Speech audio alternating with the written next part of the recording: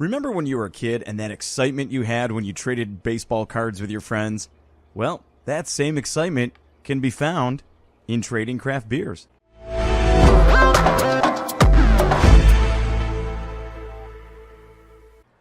Trading craft beers. Yeah, it's actually a thing. There are websites and message boards devoted to people who want to get their hands on those regional craft beers that aren't readily available in their markets.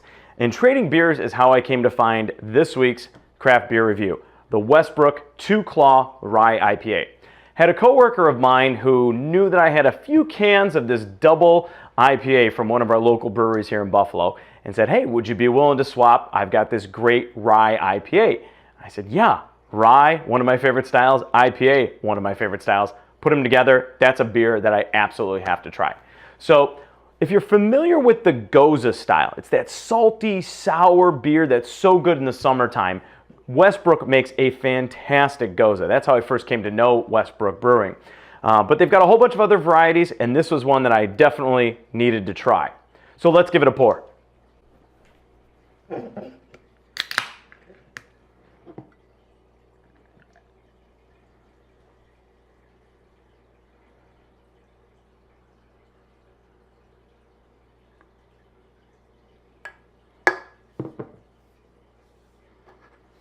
Now, first thing I notice after we pour it is the haze. Not uncommon in the IPA style to have this hazy look. Usually means it's unfiltered or there's ingredient there that's causing that haze. It's got a nice, very bright white head to it. The aroma, first thing I get is pineapple. Tons of tropical smells on this. The pineapple, I would say, is probably the most dominant aroma that I'm getting from this. But the most important thing is, let's give it a taste.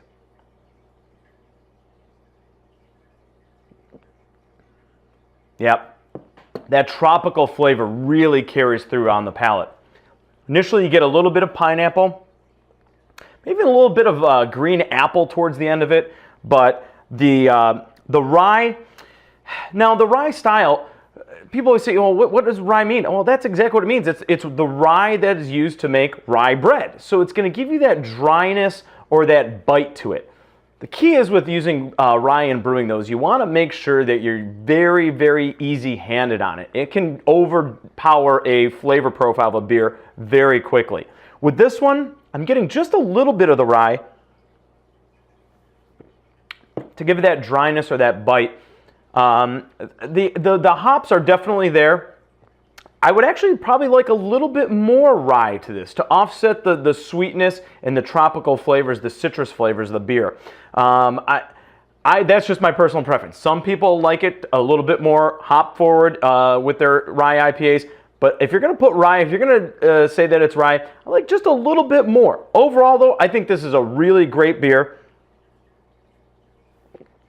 It definitely fits that IPA profile. 7% alcohol, so it is a little bit higher on the ABV scale, but you know, very easy drinking. I'm not feeling overpowered by the hops at all like you get with some IPAs. This is definitely a crushable type of IPA, which I certainly enjoy.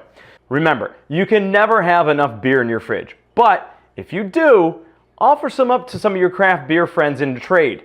You never know what you're going to discover. Make sure you check out all of our craft beer reviews at theradioblast.com. You can also check out our YouTube channel. Just search for The Radio Blast. Cheers.